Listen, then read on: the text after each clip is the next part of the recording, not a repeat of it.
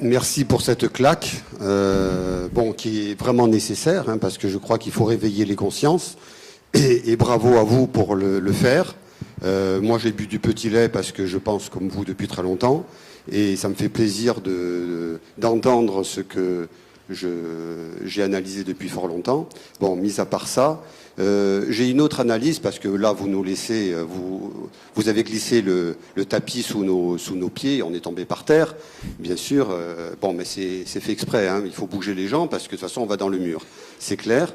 Mais je pense que tout ce système, enfin, moi, la critique que je vous fais, hein, personnellement, avec tous les compliments que je vous fais, c'est que vous avez bâti cette analyse à partir d'une analyse économique liée sur une forme de capitalisme, une forme de capital, de production, de consommation, etc.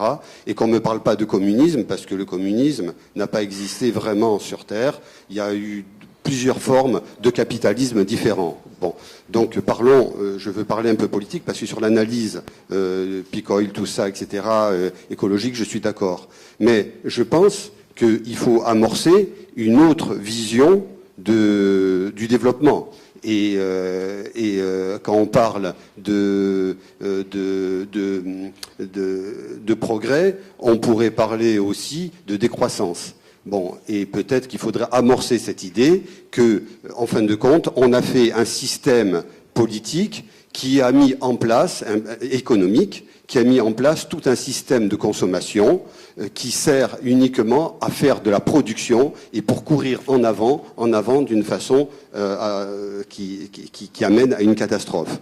Bon, donc il y a un autre système qui peut dire il faut arrêter cette course folle.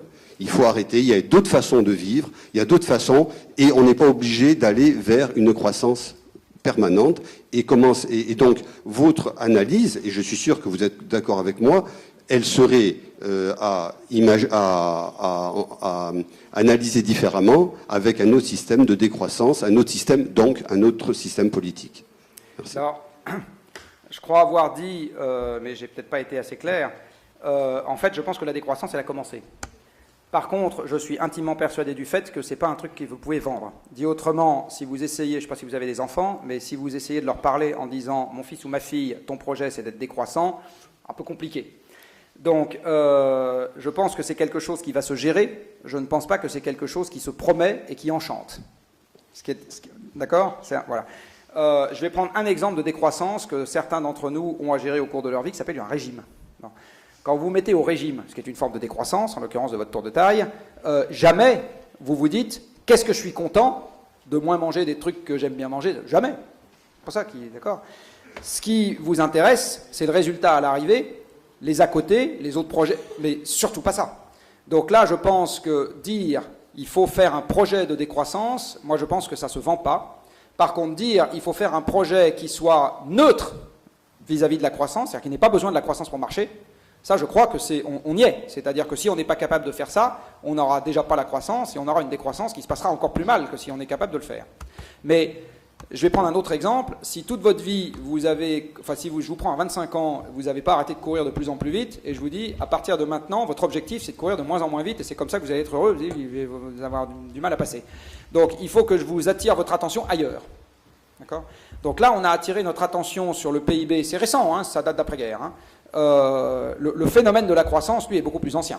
Hein, il date d'il y a 2 siècles. Mais le fait de le mesurer avec autant j'allais dire, de passion et d'en faire l'alpha et l'oméga de toute politique publique, ça, c'est très récent, finalement. Hein, ça a quelques dizaines d'années.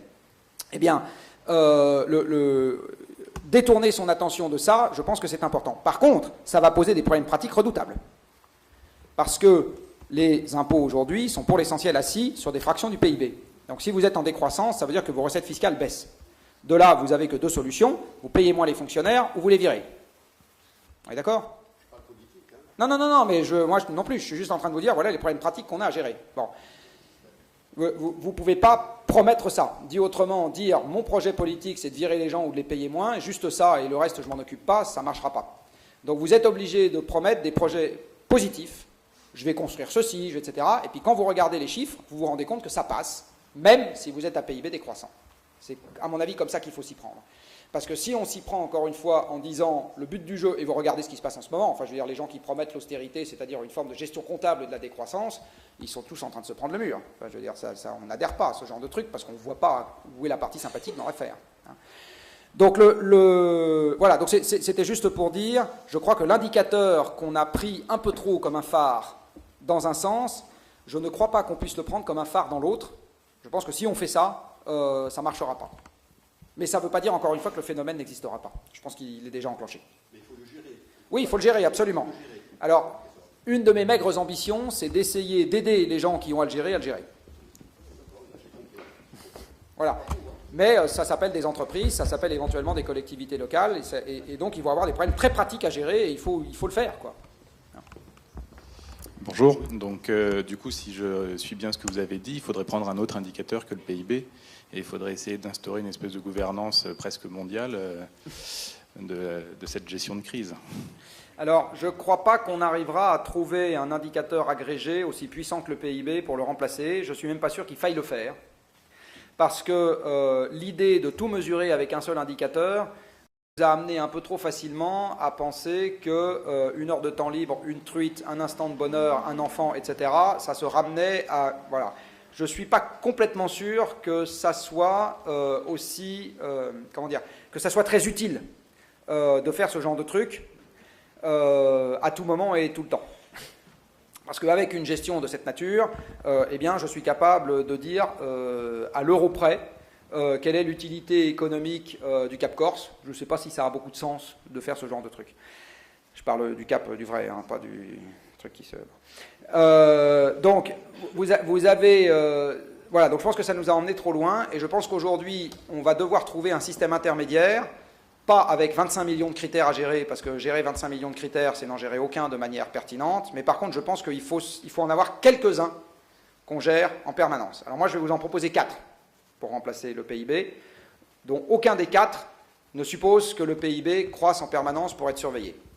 Je vous propose l'emploi, les émissions de CO2, les combustibles fossiles importés et l'équilibre des comptes publics. D'accord ? Avec ces 4 indicateurs, tout projet qui bénéficie à ces 4 indicateurs, il faut le regarder de très près, même si ça crée de l'emploi, moins payé que l'emploi qui sera détruit ailleurs. C'est peut-être pas le plus grave. Par contre, j'en reviens à ce que je disais tout à l'heure, les gens qui ont bâti un système dans lequel le système ne sait pas s'adapter à la baisse, il sait s'adapter qu'à la hausse, mais pas à la baisse, ça c'est clair qu'il va falloir faire bouger les lignes vite pour être capable de gérer des mouvements qui aujourd'hui ne sont pas gérables. Et en particulier toute la fonction publique, et c'est pas y faire injure, hein, mon père et ma mère en font partie ou en faisaient partie, toute la fonction publique va devoir prendre sa part à l'effort, à mon avis, exactement comme une partie des gens du privé, c'est-à-dire accepter que leur rémunération ne fasse pas juste des trucs dans un sens. Je vous rappelle quand même aujourd'hui, pour finir par de la provocation, qu'aujourd'hui les fonctionnaires sont mieux payés que les salariés du privé en moyenne. Hein. Donc ils ont à la fois la sécurité de l'emploi et une meilleure fiche de paye. Vous voyez que c'est un débat qui mérite d'être posé quand même. Hein. Et je ne dis pas ça pour ou contre. Je dis juste que c'est un débat qui mérite d'être posé.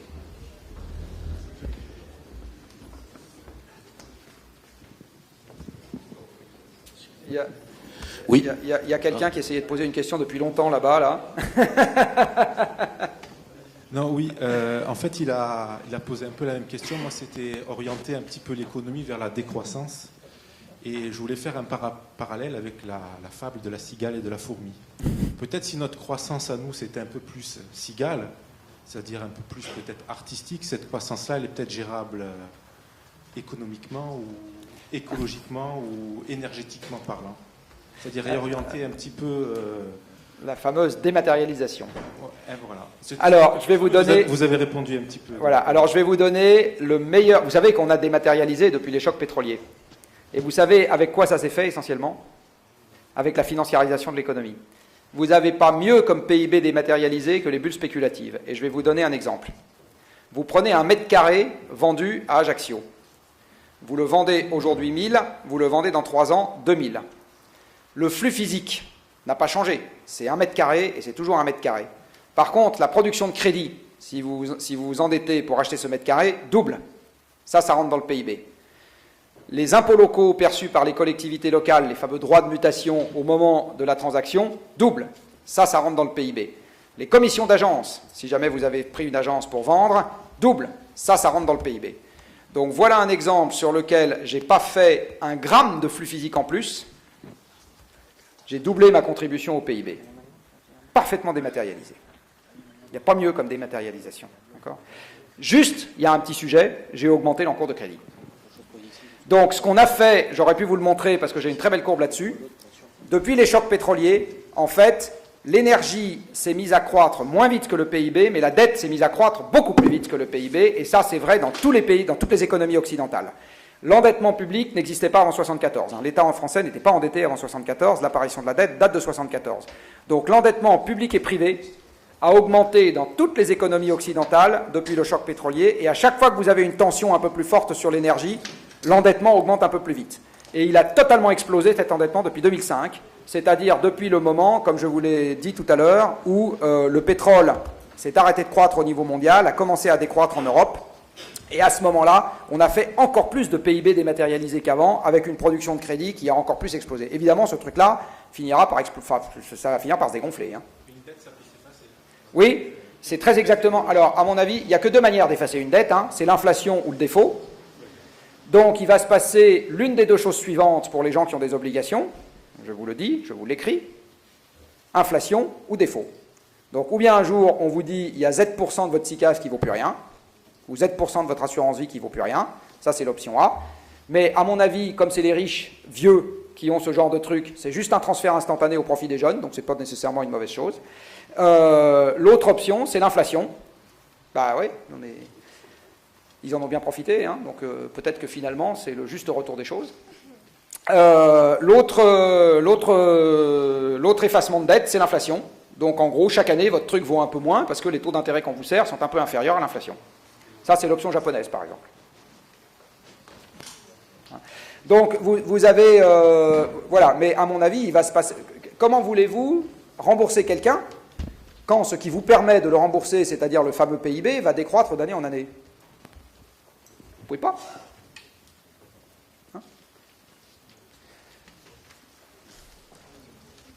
Alors, pardon, juste pour finir là-dessus, je pense que ce qui est gravissime dans cette histoire, c'est qu'on ne soit pas prévenu. C'est-à-dire que la paire de lunettes chaussée par l'essentiel des épargnants ne permettent pas de comprendre qu'on est parti dans un système dans lequel quelque chose doit se passer qui n'est pas favorable à la sécurité de leur épargne.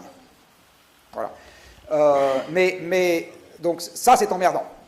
Maintenant, si on comprend collectivement où sont les arbitrages, on fera en conscience celui qui est le moins mauvais. Je ne sais pas s'il y en aura un meilleur, mais en tout cas, il y en aura un moins mauvais. Bonjour, Sébastien Bruno, je suis président de l'interprofession de la filière bois, charpentier aussi de métier. Et on a une ressource donc en Corse qui couvre à peu près 55% de notre territoire, qui est la forêt, et qui est aujourd'hui très peu utilisée dans notre économie et et qui est très peu envisagée aussi dans nos modes de vie, construction compris, moins d'1% de part de marché dans le secteur du BTP, là où sur le continent c'est à peu près 11% de part de marché. Et aujourd'hui, on est face aussi à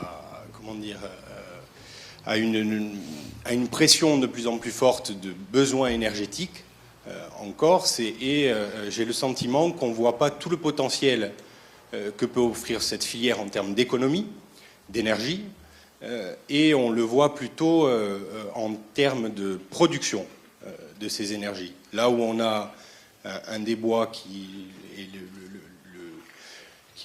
est très envié par toute l'Europe, toutes les forêts d'Europe voudraient avoir la qualité de notre Panarich, par exemple, et pour ma part, je suis assez inquiet du sens que prennent la volonté de développer notamment des très gros projets de bois énergie en ne prenant pas en compte la valeur de notre forêt et la valeur de notre ressource. J'ai l'impression que c'est un peu la même chose que tout ce que vous racontez depuis tout à l'heure. On fait des choix à un moment donné qui déraisonnent, et c'est très curieux. Alors vous savez probablement que les choix politiques sont plus souvent le reflet de rapports de force que le reflet d'argumentation rationnelle. Ce qui compte quand on veut emporter un choix politique, c'est de convaincre avec des arguments rationnels un nombre suffisant de gens dans les corps intermédiaires pour faire basculer le rapport de force. C'est comme ça que ça marche. Quand vous regardez, et c'est exactement la même chose sur le continent, comment sont structurés les acteurs en présence. Du côté des énergéticiens, vous avez des grosses bêtes. D'accord ? Vous avez Veolia, que j'aime beaucoup, c'est mon client. Vous avez EDF, que j'aime beaucoup, c'est mon client. Donc vous avez des gens comme ça, qui eux vont tirer l'exploitation vers le bois énergie. Il vaut d'autant plus le tirer que le marché européen des quotas, que ceci, que cela, enfin que l'économie s'est organisée pour qu'on puisse en tirer une valorisation économique. De l'autre côté, vous avez les forestiers. Alors, je ne sais pas comment ça marche ici, mais enfin, sur le continent, vous connaissez la chanson. C'est des propriétaires de parcelles d'1 hectare qui sont infoutus de s'accorder entre eux. Donc, l'exploitation, et en plus, qui ne plantent pas les bonnes espèces. C'est-à-dire que si on regarde les sciages, c'est essentiellement des résineux. Si on regarde ce qui est planté, c'est essentiellement des feuillus. Hein, je parle du continent, encore une fois. Hein. Donc, à ce moment, l'exploitation va se déplacer au profit des gens qui sont les mieux organisés, et c'est les énergéticiens. Alors que sur le continent, comme ici j'imagine, ce qui tire le modèle économique de la forêt, c'est le bois d'œuvre. Hein, parce que pour ceux d'entre vous qui ne sont pas familiers, entre le bois d'œuvre noble, c'est-à-dire la base du tronc, et le sommet des branchettes, c'est-à-dire le houppier, vous avez un rapport de 1 à 50 ou 1 à 100 en termes de valeur économique. Hein, donc ce qui est vraiment important, c'est le bois d'œuvre. C'est ça et le bois énergie, c'est un sous-produit qu'on récupère en passant quand on tire du bois d'œuvre. C'est évident que broyer du bois d'œuvre pour le foutre directement dans une chaudière, c'est une hérésie. Pardon si je choque des gens ici, mais enfin c'est un non-sens économique. Hein, mais ce qui s'est passé reflète les rapports de force. Je vais vous donner un autre exemple dans le BTP, que vous connaissez probablement. Les gens qui se sont les mieux organisés et depuis longtemps pour faire des gestes qui sont présentés comme des gestes de rénovation thermique, c'est les gens qui posent des fenêtres. Quand vous regardez le coût au kilowattheure évité du remplacement des fenêtres, il est le plus élevé de tous les gestes que vous pouvez faire dans l'habitat. Mettre de la laine de verre dans les combles, c'est considérablement plus efficace. Pourtant, ce n'est pas ça que les gens font en premier. Pourquoi ? Pareil, parce que la filière, c'est beaucoup mieux organisé. Donc vous avez un vrai sujet en ce qui concerne les activités économiques quand elles pensent être pertinentes, c'est d'être capable d'organiser correctement leur lobbying. Voilà, ça peut vous étonner que je vous dise que le lobbying peut sauver la planète, mais j'y crois. En tout cas, j'y crois en démocratie. Tant qu'on restera en démocratie, le monde économique sera un monde important. Ça, c'est Tocqueville qui l'a dit il y a un siècle et demi déjà. Et donc, le lobbying aura toute son importance. Et donc, il faut lutter à armes égales. Et donc, il faut lutter en termes de lobbying économique. Hein. L'argument environnemental est évidemment important. Je suis le premier à y souscrire. Mais il n'est pas suffisant. Donc, si on veut emporter le morceau, il faut lutter en termes de lobbying économique. Je ne suis pas en train de vous dire que c'est facile. Je suis juste en train de vous dire que c'est la porte de sortie, elle est par là. Voilà, après, je ne vais pas non plus vous apprendre qu'une partie de la forêt corse est quand même située dans des endroits où j'imagine que les coûts d'exploitation ne sont pas complètement minces. Mais enfin, comme vous l'avez dit aussi, vous avez une espèce en particulier qui n'est pas très abondante ailleurs. Donc toute la question est de savoir comment est-ce que vous pouvez valoriser ça.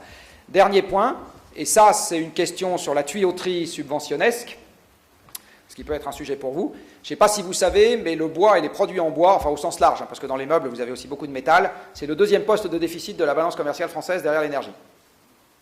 Quand on pense au domaine forestier français, on se dit qu'il y a un bug. Hein. Donc, une des bonnes manières de gérer le problème peut être de faire un savant calcul sur le montant de subvention qui serait pertinent pour éviter une partie du déficit de la balance commerciale. Dit autrement, au lieu de payer les Finlandais, qu'on adore, on se paye nous-mêmes pour être capable de mettre en place une filière bois. À chaque fois qu'on a une activité économique qui peut se développer pour éviter des importations, ce calcul est à faire.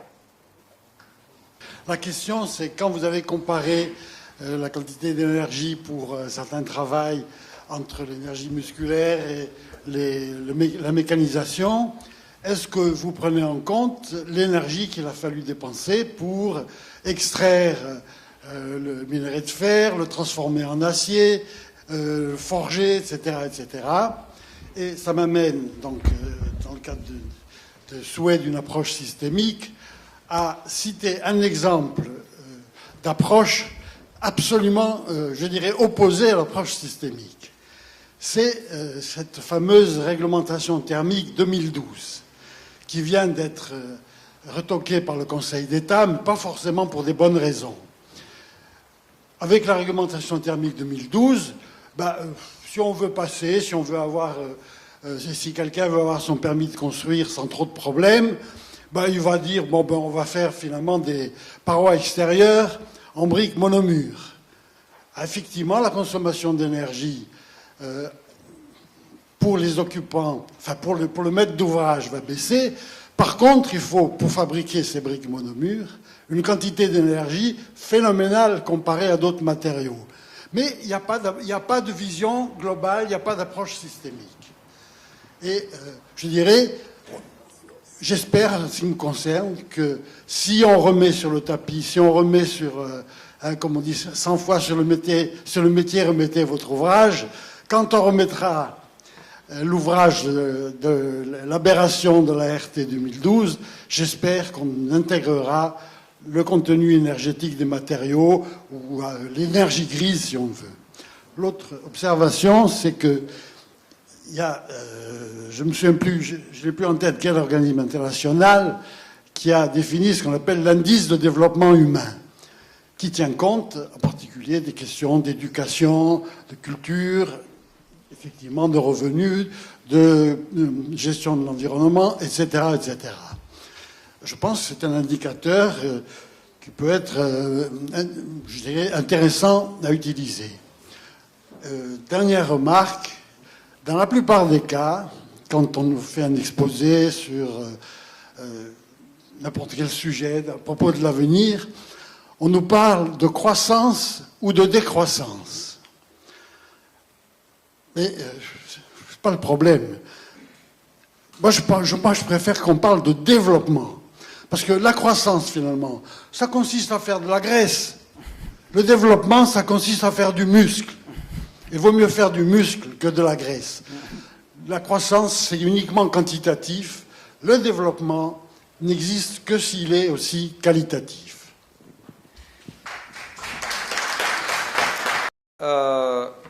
Quand j'ai montré cette courbe-là, je vous ai montré la totalité de l'énergie extraite de l'environnement par personne, y compris l'énergie qui sert à extraire le reste de l'énergie. D'accord ? Combien est-ce que j'ai besoin, quelle est la fraction de cette énergie que j'ai besoin d'utiliser pour extraire le reste de l'énergie? En ce qui concerne le pétrole conventionnel, c'est très peu, c'est quelques pourcents. En ce qui concerne le gaz, c'est un peu plus, ça se balade entre 5 et 10%. En ce qui concerne le charbon, c'est toujours très peu, c'est quelques pourcents. Donc, en ce qui concerne les chutes d'eau, c'est pas grand-chose, parce que l'énergie de construction du barrage, comparée à l'énergie mécanique des chutes d'eau qui va être traitée pendant 50 ans ou un siècle, c'est pas grand-chose non plus. Quand vous passez aux hydrocarbures modernes, entre guillemets, donc, ou les sables bitumineux que vous avez au Canada, ou les extra-lourds que vous avez dans le bassin de l'Orénoque, là, au Venezuela, etc., alors là, vous commencez à avoir des fractions qui sont plus significatives. Pour les sables bitumineux, par exemple, vous êtes dans un rapport de 1 à 3. C'est-à-dire que pour avoir 2 barils de pétrole, vous devez en utiliser entre 0,7 et 1. D'accord ? Donc là, vous commencez à avoir un rendement de l'extraction énergétique qui est beaucoup moins bon. Donc voilà pour la question. En ce qui concerne les énergies renouvelables, là je vais vous donner un exemple qui est le panneau photovoltaïque. En gros, il faut quelques années de fonctionnement du panneau pour qu'il repaye son énergie de fabrication. Donc sur une durée de 30 ans, vous allez avoir à peu près 10% de ce qu'il va produire qui correspond à l'énergie de fabrication. Ce qui, soit dit en passant, fait que si vous le fabriquez dans un pays dans lequel l'électricité est très carbonée, pour l'utiliser ensuite dans un pays dans lequel l'électricité est peu carbonée, vous pouvez arriver à des situations dans lesquelles le carbone de départ n'est pas remboursé par l'utilisation du panneau, et c'est notamment le cas quand vous utilisez un panneau chinois en France métropolitaine. Je ne parle pas sur la Corse, mais en France métropolitaine. La deuxième question sur l'énergie grise, enfin la deuxième observation. Alors, vous avez raison, mais plus vous demandez aux gens d'avoir une approche globale, et plus c'est compliqué, parce que plus il faut y passer du temps pour comprendre tous les petits morceaux. Et voilà. Donc vous avez un vrai sujet de formation. Et si vous voulez avoir une approche qui concerne tout le monde, par définition, vous êtes obligé de la faire sortir du cercle des experts, c'est-à-dire des gens comme vous et moi qui ont la nuit à y passer et qui peuvent regarder les petits bouts les uns derrière les autres, etc. Donc vous allez être obligé de déboucher sur des approches simples qui ont souvent des petites incohérences ici et là. Donc la vraie question en ce qui concerne la RT, c'est est-ce qu'il y a une grosse incohérence? Alors sur le fait d'utiliser des briques monomures pour consommer moins d'énergie derrière, il n'y a pas de grosse incohérence quand vous regardez les ordres de grandeur. La grosse incohérence de la RT, c'est de ne pas avoir pris en compte les déplacements induits par la vie du bâtiment. Parce que vous pouvez très bien, et je connais un certain nombre de gens qui l'ont fait dans le tertiaire, remplacer un bâtiment de centre-ville qui était une passoire par un bâtiment de périphérie qui était poète machin, sauf qu'en faisant ça, ils ont rendu leurs salariés beaucoup plus dépendants du pétrole, ils n'ont pas fait baisser les émissions globales, ils se sont rendus plus dépendants sur le plan économique, etc. Donc globalement, ils ont fait une connerie. Hein. C'était beaucoup plus simple d'isoler le bâtiment de centre-ville, même pas bien, même un peu. Ça aurait été beaucoup plus efficace. Troisième observation sur croissance versus développement. Je l'ai déjà dit de deux manières, je vais le redire d'une troisième manière. Je pense que la croissance, il faut arrêter d'en parler. Qu'est-ce qu'on fait si on arrête de parler de croissance? On parle de projet. Si je vous dis faut inventer l'économie décarbonée, je ne vous dis pas si on va croître ou décroître, je vous parle d'un projet. Voilà. Quand Kennedy a dit « j'ai envie qu'on aille sur la Lune », il n'a pas dit « ça va faire croître ou décroître », il a donné un projet. Donc là, je pense qu'aujourd'hui, on a à s'inventer nos cathédrales ou notre conquête de la Lune, je ne sais pas comment il faut le dire, sous forme de projet. Et je pense que la question de la croissance ou de la décroissance devient un problème technique redoutable, mais un simple problème technique. Quand je dis technique redoutable, c'est la gestion de toutes les entités qui ont des recettes qui sont assises sur une fraction du PIB, et notamment les entités publiques. Donc l'une des raisons pour lesquelles les élus sont tellement tétanisés devant la décroissance, c'est qu'à très court terme, pour eux, ça veut dire une situation budgétaire ingérable. C'est ça que ça veut dire. C'est ça que ça veut dire. Hein. Donc c'est normal qu'ils n'aient pas envie d'en entendre parler. Mais ce n'est pas parce qu'ils n'ont pas envie d'en entendre parler que ça n'arrivera pas. Voilà. Mais ça devient un problème technique à gérer, encore une fois. Hein. C'est très différent de se trouver un autre objectif qui devient comment dire, une espèce de lanterne vers laquelle on aurait tous envie d'aller. Je pense que la lanterne, c'est juste un projet. Si vous avez un projet, les gens accepteront de faire des efforts. Si vous n'avez pas de projet, on n'accepte pas de faire des efforts. Je veux dire, c'est une telle constante dans la nature humaine que j'en suis presque chagriné de vous rappeler cette banalité. Alors, le nucléaire, question courte, réponse longue. Ça dépend si votre question est est-ce que j'aime ça ou pas? Si votre question est est-ce que ça serait une bonne idée pour la Corse? Si votre question est est-ce qu'il faut s'en débarrasser en France? Donc, ça dépend quelle est votre question. Ça part dans la production d'électricité. Oui. Est-ce que c'est mieux qu'autre chose ou est-ce que c'est moins bien qu'autre chose? Alors, je vais vous faire une réponse courte. Compte tenu de ce que j'ai vu du sujet, et au moment où j'ai fait le tour du sujet, je n'avais pas touché un centime d'EDF pour mon propre chiffre d'affaires, ça évite beaucoup plus d'inconvénients que ça n'en crée. D'accord? Ça évite beaucoup plus d'inconvénients que ça n'en crée. Je vous ai dit tout à l'heure, l'énergie propre, ça n'existe pas. Aucune énergie n'est propre. La seule question, quand vous remplacez une source d'énergie par une autre, c'est toujours la même, c'est est-ce que globalement, je me crée plus d'emmerdements que ceux que j'évite, ou est-ce que je m'en crée moins? Le nucléaire crée des emmerdements. Vous avez besoin d'une bonne culture de la sûreté et de la sécurité. De temps en temps, vous avez un truc qui fait boum. Vous avez besoin d'importer de l'uranium. Donc ça crée des emmerdements. La seule question qu'on ne voit jamais traiter dans les médias, c'est qu'est-ce que ça m'évite comme emmerdement? Bon, et ça vous en évite un paquet. Il y a un article qui a été fait, juste un truc, tiens, je vais demander aux gens qui en ont entendu parler dans la presse. Il y a un article qui a été publié par deux chercheurs, en l'occurrence de la NASA, du Centre d'études spatiales. Alors on me dirait pourquoi eux, j'en sais rien, ils ont fait un calcul comme ça les amusait. Sur les morts qui ont été évitées par le nucléaire civil depuis le début de son utilisation, comparé à si on avait construit des centrales à charbon et à gaz. Hein.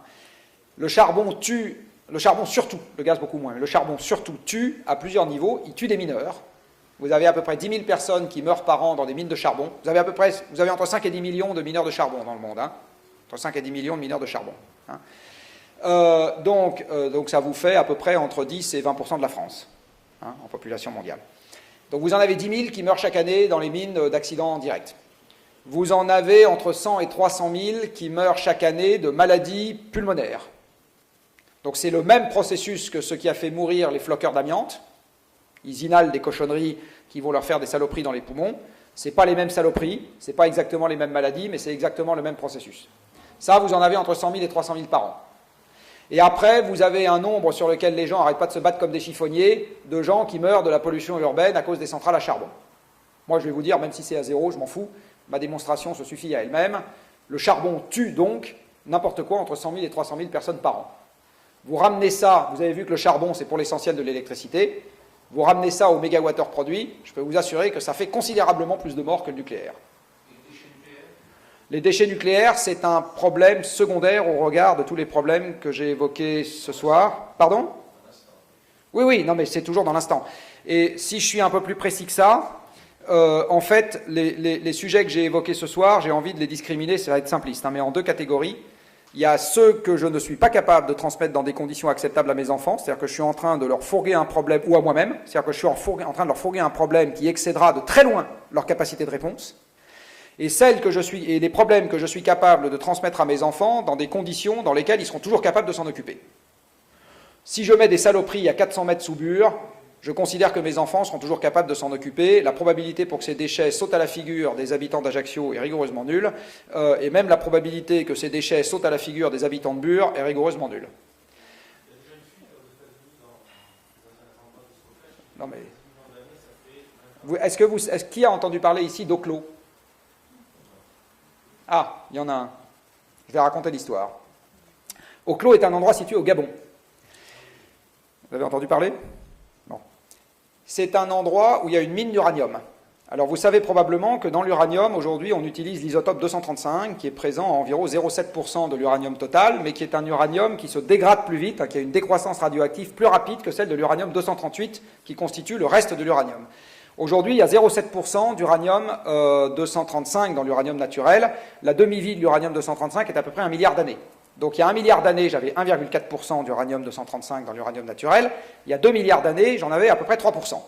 3%, c'est la teneur en uranium 235, monsieur EDF, je parle sous son contrôle, qui est dans l'uranium enrichi qu'on enfourne dans les centrales. 3% en gros. Hein. Donc il y a 2 milliards d'années, à Oclo, au Gabon, où il y a une mine d'uranium, vous avez de l'uranium enrichi à 3% sous terre. Et puis vous avez des infiltrations d'eau qui se produisent. Ces infiltrations d'eau vont jouer exactement le même rôle que l'eau dans nos réacteurs électrogènes, c'est-à-dire qu'elles vont permettre le déclenchement d'une réaction modérée de fission, qui va évidemment pas produire d'électricité, par contre ça va produire de la chaleur et des déchets nucléaires. Il y a 2 milliards d'années. Hein. Eh bien, les descendants des déchets nucléaires qui ont été produits à Oclo, au Gabon, il y a 2 milliards d'années, ils sont toujours sur place. Donc, encore une fois, c'est une franche saloperie. Il n'y en a pas beaucoup. C'est des espèces de cailloux. Vous les mettez dans un endroit, je peux vous assurer que ça m'empêche, moi, beaucoup moins de dormir que tous les problèmes que j'ai évoqués ce soir. Même celle de Californie, ouais.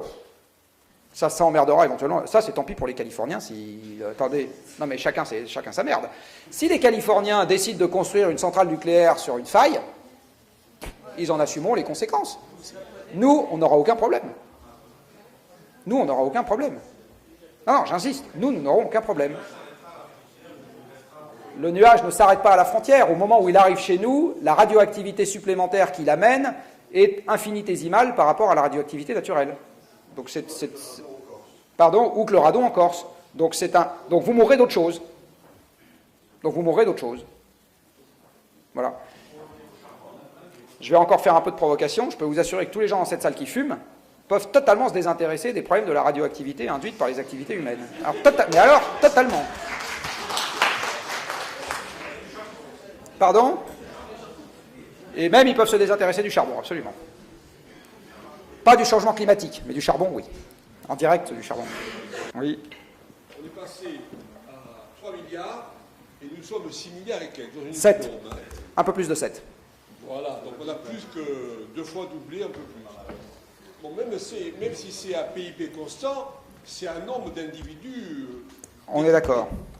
C'est un vrai problème. Donc Cousteau disait 1 milliard d'individus sur Terre, c'est la norme. On ne peut pas en supporter plus.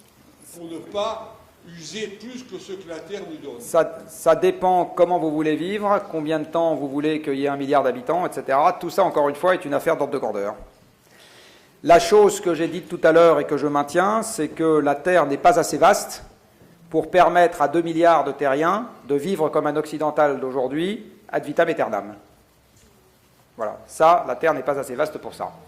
Maintenant, qu'est-ce qui advient derrière? À nouveau, c'est une affaire de choix. Si je demande, parce que vous savez, les problèmes généraux, il faut toujours les désagréger en problèmes pratiques. Donc si je demande aux gens qui sont dans cette salle, en âge d'avoir des enfants, qui n'en ont pas encore eu, est-ce qu'ils sont prêts à ne pas en avoir pour le bienfait de l'humanité? Je ne sais pas trop ce que je vais avoir comme réponse. Je ne suis pas complètement sûr que ça aille dans le sens. Voilà.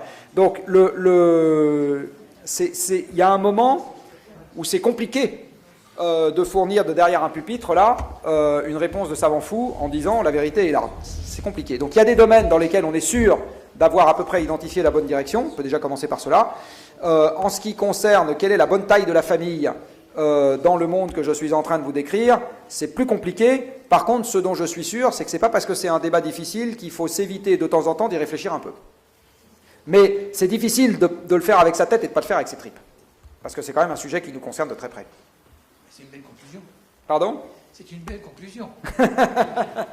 Non, je pense que on peut avoir...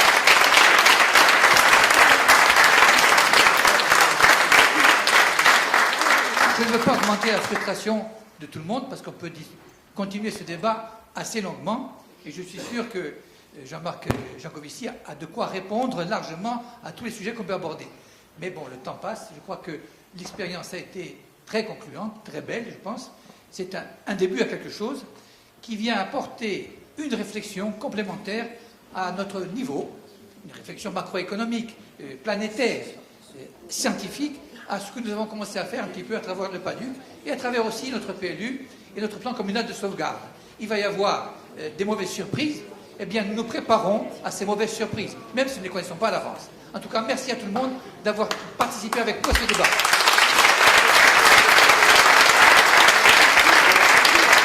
Et bravo aux conférenciers.